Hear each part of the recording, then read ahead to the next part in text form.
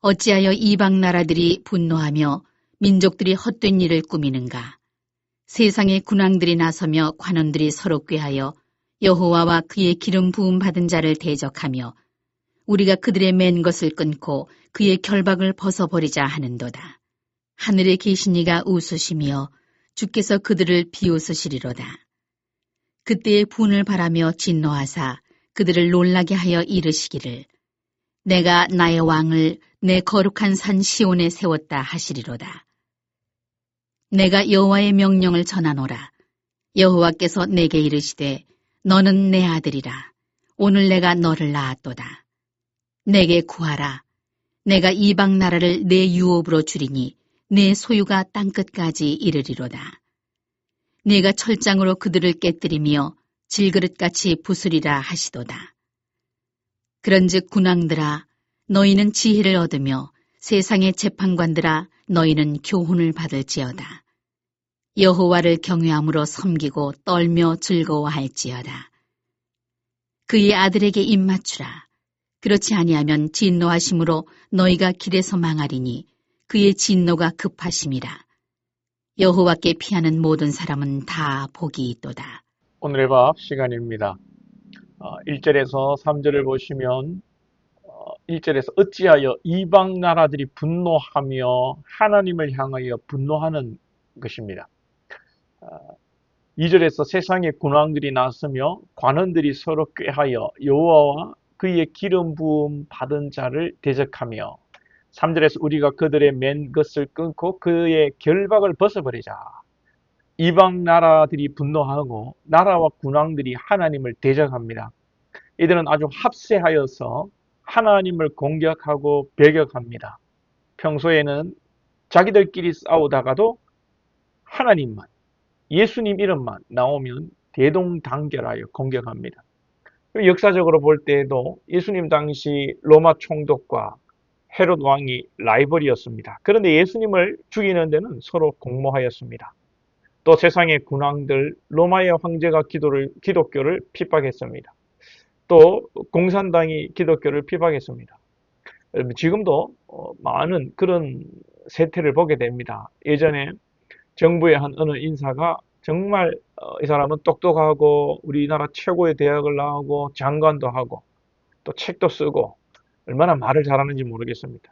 그런데 이 사람이 기독교를 향하여 아편이다, 목사를 향하여 사람들의 정신적 만족을 시켜주고 돈을 버는 서비스업이다, 목사를 폄하하고 기독교를 얼마나 욕했는지 모릅니다. 물론 기독교가 못한 것도 있고 참 욕먹을 짓도 한 것도 있다고 생각이 됩니다. 기독교가 하나님의 영광을 가진 것이 있다면 철저하게 회개하고, 그러나 여러분 못하는 기독교는 대한민국에 1%도 안 됩니다. 99%의 교회는 어려운 가운데 순결하고 정직하고 또 어려운 가운데서도 구제하기를 힘쓰고 검소하게 살아갑니다. 그런데 지금도 하나님의 백성을 대적하는 세력들이 있습니다. 특별히 세상의 군왕들이 내세우는 것은 인간의 자유와 인권입니다. 인간이 최고이고 인간의 자유를 그 무엇도 제한할 수 없는데 기독교는 하나님이라는 존재가 인간의 자유를 억압하고 규율한다고 생각하고 하나님을 대적하는 것입니다. 3절 말씀을 보시면 우리가 그들의 맨 것을 끊고 그 결박을 벗어버리지 않는도다. 이 인간의 죄악된 본성, 하나님을 대적하는 본성은 인간이 스스로 자유롭게 살아가고자 하는 것에 있는 것입니다. 아담이 왜 선악과를 따먹었습니까? 왜 죄를 저질렀습니까? 하나님처럼 되고 싶고 하나님의 지도를 받기 싫어서 그렇지 않습니까? 이 사탄의 전략은 자유입니다. 자유. 왜 하나님의 법대로 살면서 하나님의 굴레에 얽매여야 하나? 인간은 인간으로서의 존엄한 가치가 있고 만물의 영장이고 자유롭게 살아가야 인간의 가치가 있다고. 그래서 기독교는 하나님은 인간을 결박하고 얽매는 족쇄와 같은 것이다. 신이 어디 있는가? 신은 죽었고 인간만이 가장 존귀하다. 그렇게 말하는 것이죠.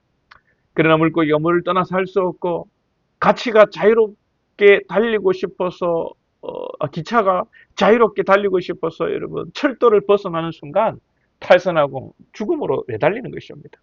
마음대로 사는 것은 자유가 아니라 방종이고 하나님의 법 안에서 자유하는 것이 참 자유고 평강입니다. 자유를 부르짖고 하나님을 떠나 살고 하나님을 대항하는 것은 죽음이고 헛된 일입니다. 로마에 하나님을 대항했던 그 30명의 황제들은 정신병에 걸려 죽고 전쟁에서 비참히 죽고 아들과 측근에 의해서 암살당하고 기독교를 핍박했던 그 공산주의 지도자들은 여러분 죽고 그 공산국가 안에도 지금 이제 남은 것은 수많은 크리스찬들이 곳곳에 숨어 있는 것이죠. 누가 죽고 누가 살았습니까?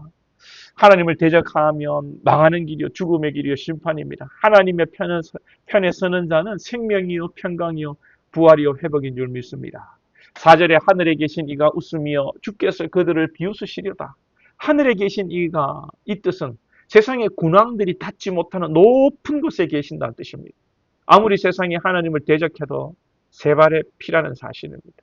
아무리 바벨탑을 쌓아도 하나님의 여러분 발등상에도 이르지 못하는 것이고 하나님께서는 이러한 모습들을 비웃으십니다. 바로가 히브리 민족을 말살하기 위해서 산의 아기들을 다 죽이려고 했지만 그러나 하나님은 비웃으시기라도 하시듯 모세를 갈대상자에 담아 그 초라한 모습이지만 갈대상자에 담아 모세를 살리고 바로의 딸에게 의해서 궁중에서 자라게 하십니다. 이 얼마나 이 우리가 다 알면서 보면 우스운 꼴이고 이 바로가 헛짓을 한 겁니까? 우리 인간이 하나님 앞에 얼마나 하찮은 존재인지 모릅니다. 우리가 지구에 살고 있지만 이 광활한 우주에서 지구는 점도 안 되지요. 우리는 그것을 실감하지 못하고 살아갑니다.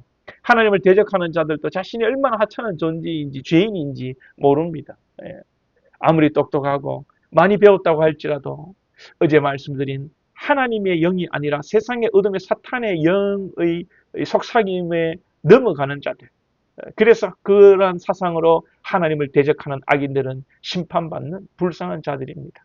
우리는 하나님의 아들 예수 그리스도로 그의 영 성령으로 구원받고 하늘의 진리를 깨달은 자들입니다. 우리가 이에 감사하고 오늘도 세상에 속삭이는 소리를 분별하고 잘 대적하고 오직 하늘의 지혜와 교훈으로 살아갈 수 있기를 축복합니다.